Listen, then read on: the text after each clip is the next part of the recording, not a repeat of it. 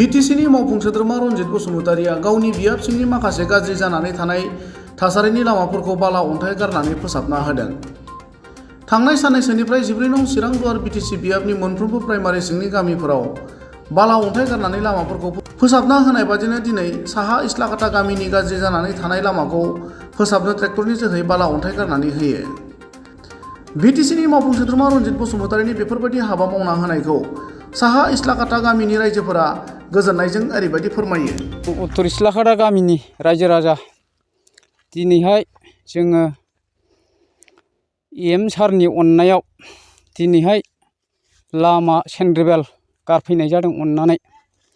दा जों रायजोफ्रा खोब मोजां मोनदों। मोजाङैनो गारना होफैनायखाय मोजां मोनबाय। दा जिखिनि गामि थासारियाव दा जों सिगां समाव बिपिएफ सरखार सलायलांनायाव जों जेबो मोननो हायाखै। जोङो दा गोदान बिटिआर सरखार जानायनिफ्राय एसे दा आसनिफ्रा फैगासिनो मोनलांसिगोन। बेखौ जों दा मोननायनि माबायाव दा सारनि अननायाव एसेबाबो आसा खालामनाय थाबाय। दा जोङो मोजां मोनदों सारखौ।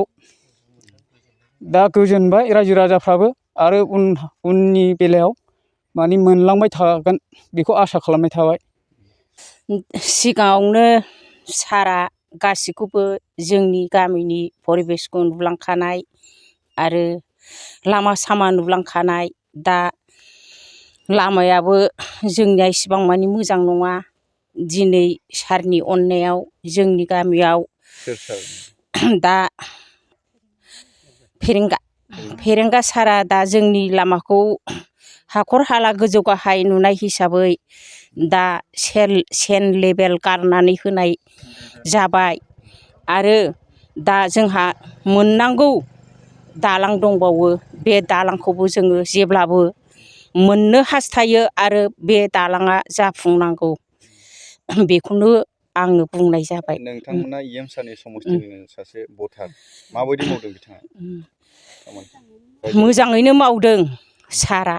दा गरिब दुखिफोरखौबो मोजाङैनो मावदों, नायसनदों फारि फारि। दा साबसिननिफ्राय साबसिन लामायाव आगान सुरबोगासिनो। दा जों बेखौ साबायखर होयो सारखौ आरो इयुनावबो बिनिफ्राय साबसिन जालांथों आरो जोंखौ जेब्लाबो लामा सामा सुजुग सुबिदा थाबायनो थाखाय मोजां खालामनानै होथों सारा। बेखौनो आङो गोसो गोरबोजों दिनै साबायखर हरो। आंनि बुंनांगौआ बेनोसै फिसाफोर।